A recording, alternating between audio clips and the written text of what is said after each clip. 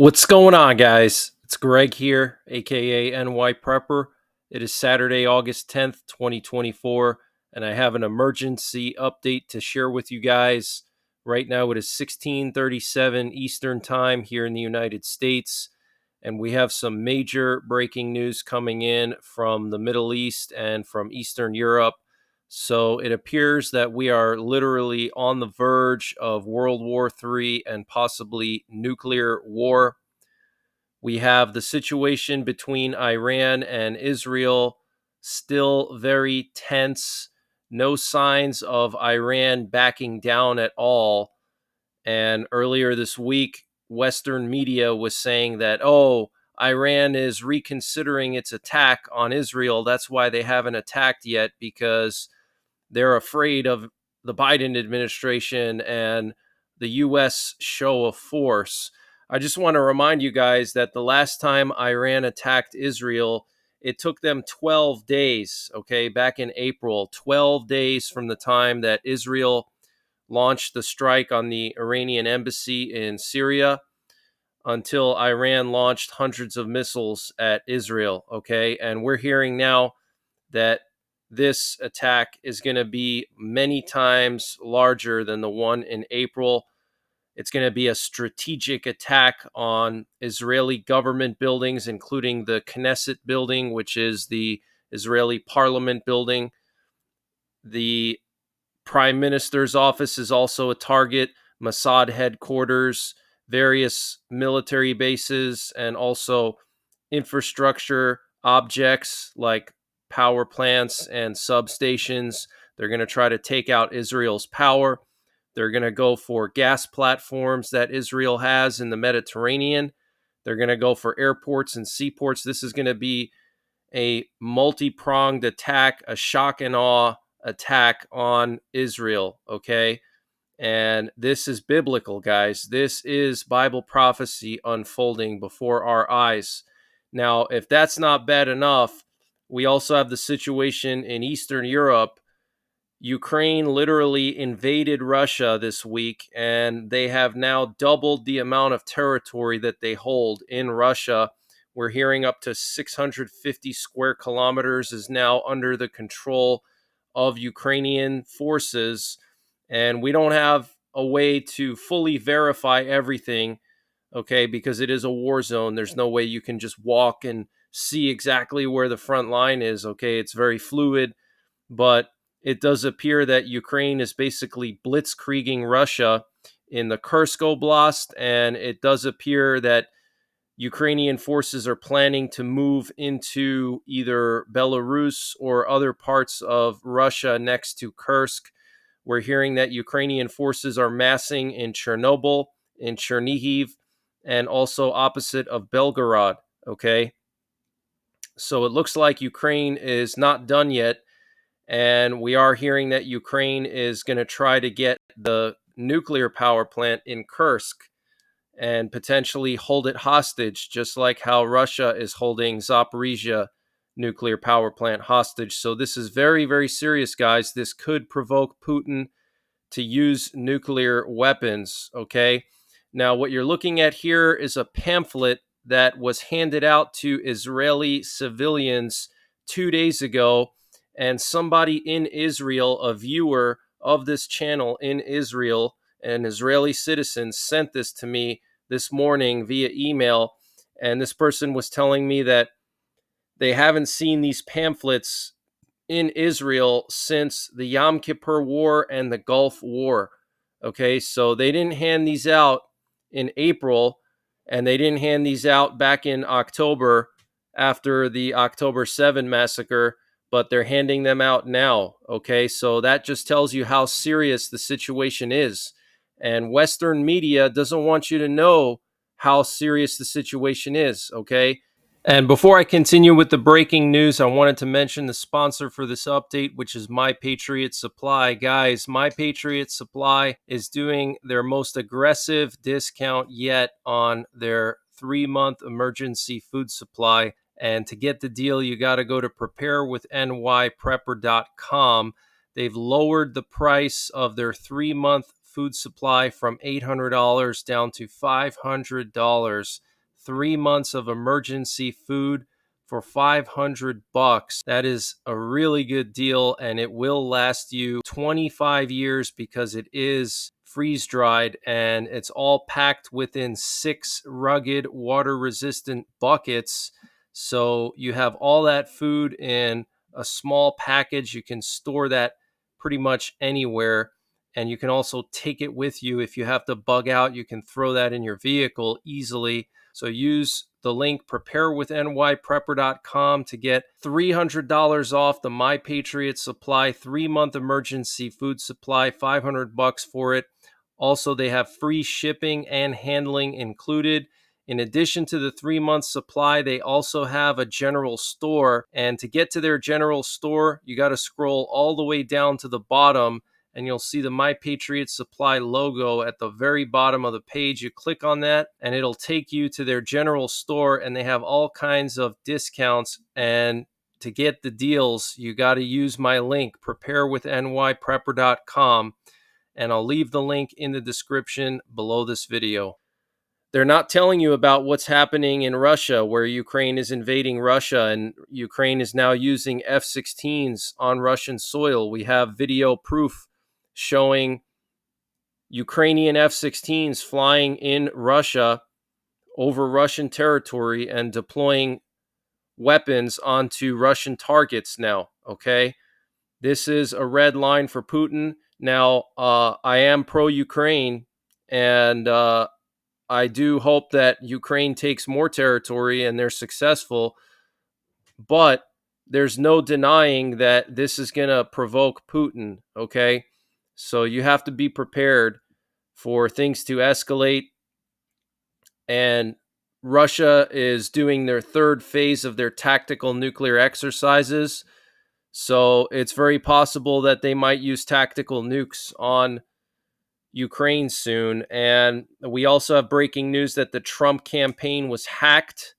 So this pamphlet here basically tells Israeli citizens where the nearest emergency distribution centers for water, food, and fuel, as well as evacuation centers and facilities, are located. Okay, and the government is recommending that Israelis have enough food and water to shelter in place for 3 days. Okay, so they're expecting at least 3 days of bombing all across Israel, guys. Okay, this is serious. This is very, very serious. And if you missed my update late last night, we have this picture here taken from Crete, the island of Crete, and it shows the USS Georgia leaving Crete and heading probably to Israel, or maybe to the Red Sea, or maybe to the Persian Gulf to prepare to strike Iran. Okay, the USS Georgia is one of 4 Ohio-class subs that have been retrofitted with Tomahawk missiles. So normally Ohio-class subs carry the Trident missiles. They have 24 launch tubes for the Trident missiles, and those are part of our nuclear deterrent, okay? And that's where 2/3 of our nuclear arsenal is in our subs. And 4 out of the 18 Ohio-class subs got converted to carry 154 Tomahawk missiles each. So this sub is clearly being deployed to respond to Iran, to strike Iran, potentially denuclearize them, okay? 154 Tomahawk missiles on this bad boy, and they could potentially have nuclear warheads on all of them or some of them if they need to destroy some of these Iranian bunkers that are deep underground. They can use the nuclear warheads to destroy them, because normal Tomahawk missiles don't have enough blast yield in order to destroy these bunkers. You need a small yield nuclear warhead, okay? So this is a huge sign. In addition to the F-22s that they moved, up to 24 F-22s were moved to the Middle East 2 days ago, okay? Now we have this picture coming out, and then also B-2 stealth bombers were spotted in Qatar about a week ago. So the U.S. is getting prepared, guys, for a worst case scenario. And right now, we currently have a U.S. nuclear capable bomber flying over South Dakota, a B 1 looping over Yankton Reservation in South Dakota. We also have a U.S. government VIP plane that just took off from D.C. This is actually an Air Force VIP plane. So there's been a lot of them going to Colorado Springs, which is where Cheyenne Mountain is located.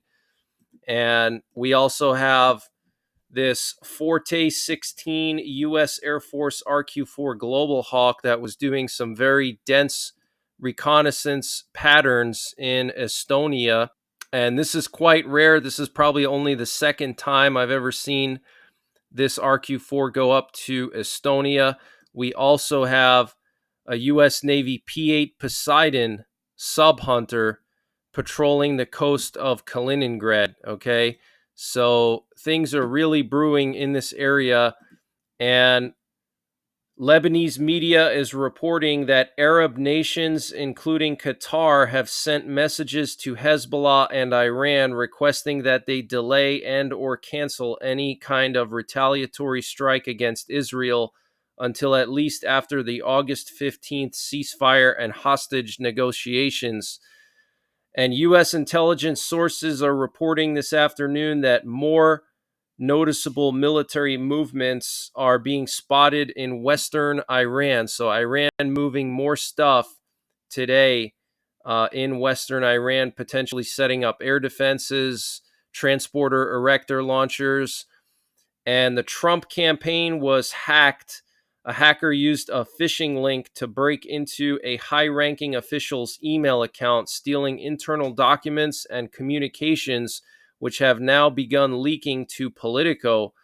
The campaign blamed foreign sources hostile to the U.S., and a Microsoft report pointed the finger at Iranian hackers. So ever since Trump assassinated Soleimani, Iran has been trying to take out Trump and mess with him. And more than 76,000 people have been evacuated from the Kursk region in Russia due to the ongoing Ukrainian military offensive, according to a Russian media report.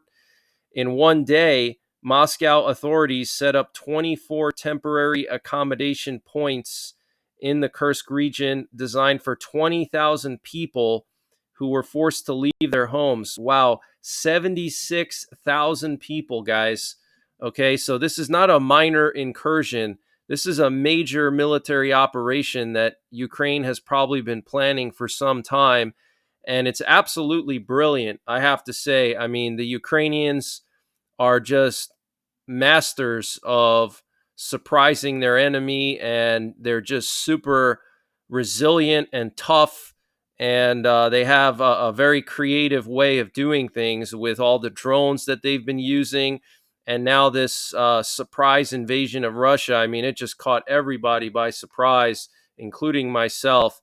So my guess is they've probably been planning this for a long time. And I think those minor incursions we've been seeing in this part of Russia over the last year prior to this invasion were just recon by fire missions. Okay, so they sent these groups into Russia to basically test out the Russian defenses and see what Russia has over there, what kind of defenses they have. And then at some point, Ukraine concluded, hey, we can actually send our regular army and invade Russia.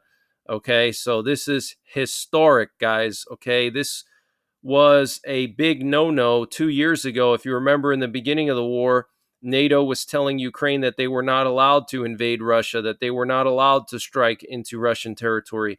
Now, Ukraine has F-16s, they have NATO weapons, and they're striking Russian territory with them, and they're actually invading Russian territory and holding on to it. Now, what's interesting is these areas that Ukraine has invaded are actually historically Ukrainian territory. So, pretty interesting. And Russian sources are reporting heavy Ukrainian shelling in the town of Tetkino. And this is 40 kilometers to the west of the current Ukrainian push. Okay, so the Ukrainians aren't just focusing on Kursk, they're expanding the front line, they're widening it. And this is genius because they're trying to spread the Russian defenses thin. Okay, they're trying to make a very wide front line that Russia then has to defend against. And the U.S. Coast Guard detected a Russian military vessel off of Alaska's Aleutian Islands on August 5th, 48 kilometers southeast of Amukta Pass in international waters, although it was within the U.S. exclusive economic zone. Wow. So this Russian military vessel got within basically 30 miles of the Aleutian Islands in our exclusive economic zone. And the president of Belarus, Alexander Lukashenko, reported on Friday evening that Belarus shot down several aerial targets over Belarusian territory. Attack drones flying from Ukrainian territory may have been shot down over Belarus, he said. Lukashenko said that any provocations will not remain unanswered. A special counterterrorism regime has been introduced on the Belarusian-Ukrainian border.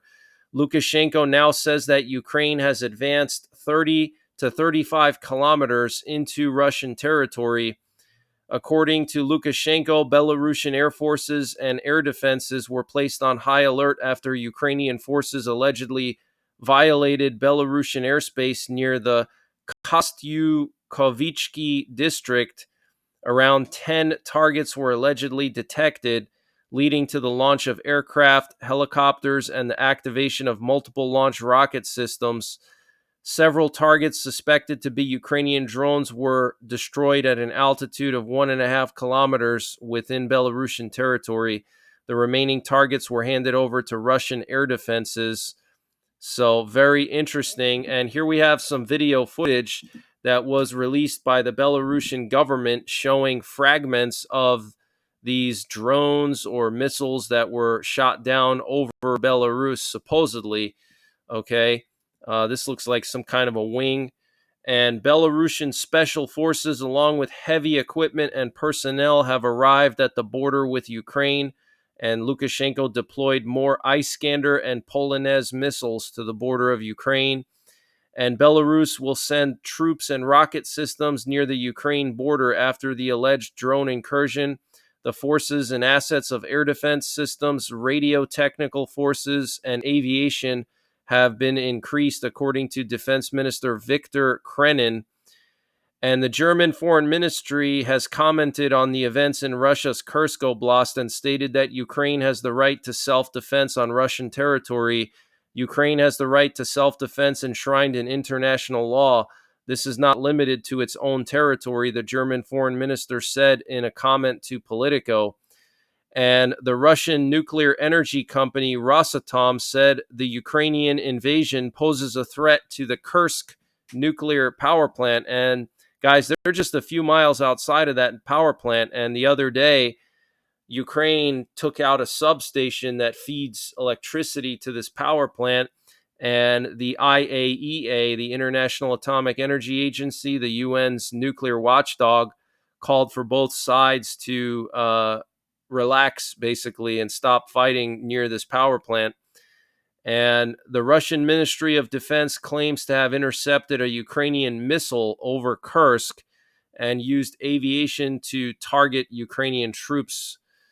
And the Ukrainian military reports that 490 Russian soldiers have been killed in a precision attack on a column of military equipment in the Kursk region. 490 troops, guys. Absolutely insane. And my guess is that they were probably using those missiles that America gave to them to use with their F-16s. And here we have a map from today showing the latest extent of the invasion here in the Kursk Oblast. And in Zelensky's first explicit acknowledgement of Ukraine's surprise invasion into Russia's Kursk region, he said all his soldiers deserve to be celebrated this week. And he received fresh reports today from top commander Alexander Syrsky. Regarding the front and our actions and pushing the war into the territory of the aggressor, Ukraine proves that it really knows how to return justice and guarantees exactly the kind of pressure that is needed, pressure on the aggressor.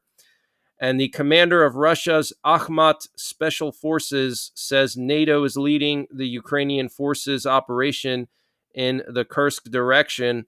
Now, from all directions, we are recording that there are a lot of French and a lot of Poles, that is, a lot of foreigners. So, Russia's claiming that the French and the Polish special forces are assisting Ukraine. So this is absolutely insane, guys. And here we have a video of Ukrainian soldiers taking down a flag, a Russian flag.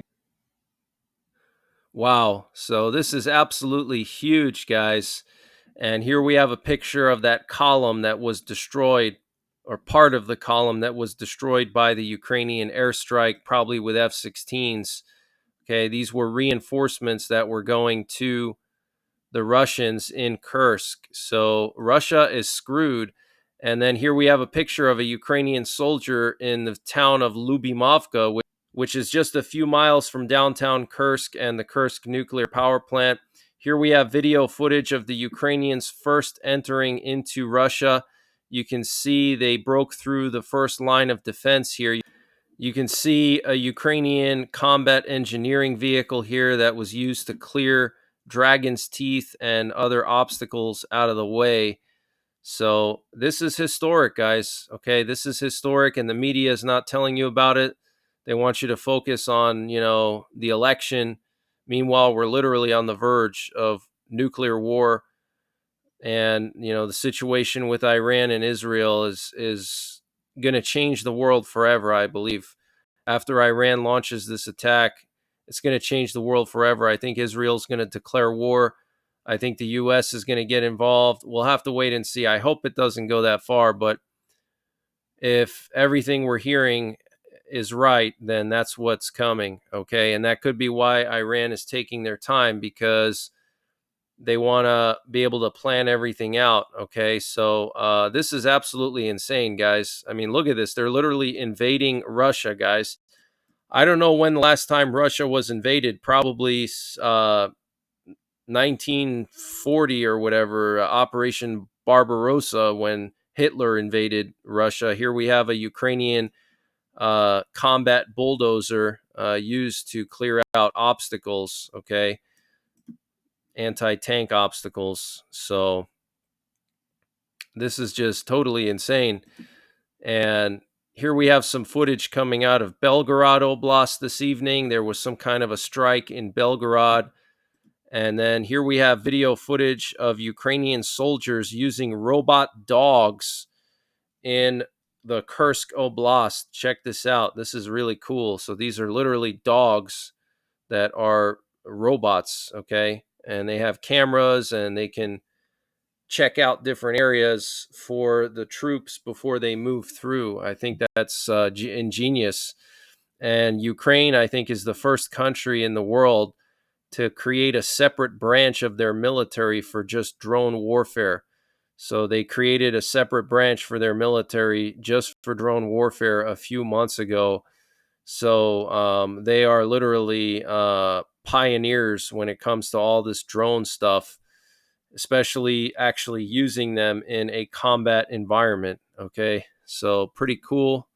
And we had more sub hunters off the coast of Florida last night and this morning. Here we have a P-8 Poseidon that was looping pretty far offshore from Melbourne, Florida. Then we had another one go out into the same area. So the hunt for Red October is still ongoing here in the U.S.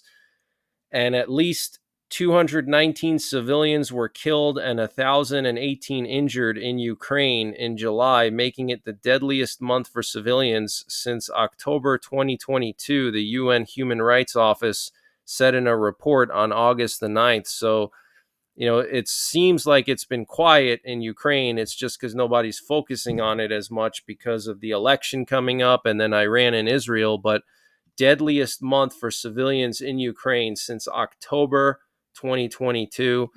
And the Chinese Air Force is now harassing Philippines aircraft. Here's an official statement from the Armed Forces of the Philippines. The Armed Forces of the Philippines strongly condemns the dangerous and provocative actions of the People's Liberation Army Air Force that endangered the lives of our personnel undertaking maritime security operations recently within Philippine maritime zones. On August 8th, 2024, a Philippine Air Force NC-212I aircraft was conducting a routine maritime patrol over Bayo de Masinloc when two aircraft from the PLAAF executed a dangerous maneuver at around 9 a.m. and dropped flares in the path of our NC-212I. The incident posed a threat to Philippine Air Force aircraft, and its crew interfered with lawful flight operations in airspace within Philippines' sovereignty and jurisdiction, and contravened international law and regulations governing safety of aviation. The pilots and crew of the NC-212I safely returned to Clark Air Base at 10 a.m. All personnel on board were unharmed. So this is huge news, guys, okay? China literally flying into Philippine airspace and flying in front of this Philippine maritime surveillance plane and dropping flares in front of it. That is absolutely insane. But that's the latest breaking news that I have. I do have my 24/7 live stream going on right now. I have the EAMs in the background. I have flight trackers and I have cameras from the Polish-Russian border. And by the way, the cameras along the Polish-Russian border have been restored. I don't know why they were taken down, but I do have them up. So I will be popping in and out of that stream throughout the rest of the night, and I might be back later with another update. If not, I'll be in the stream later. So until the next time, take care, God bless, and don't forget the 3 P's: prepare, practice, and persevere. Culinary out.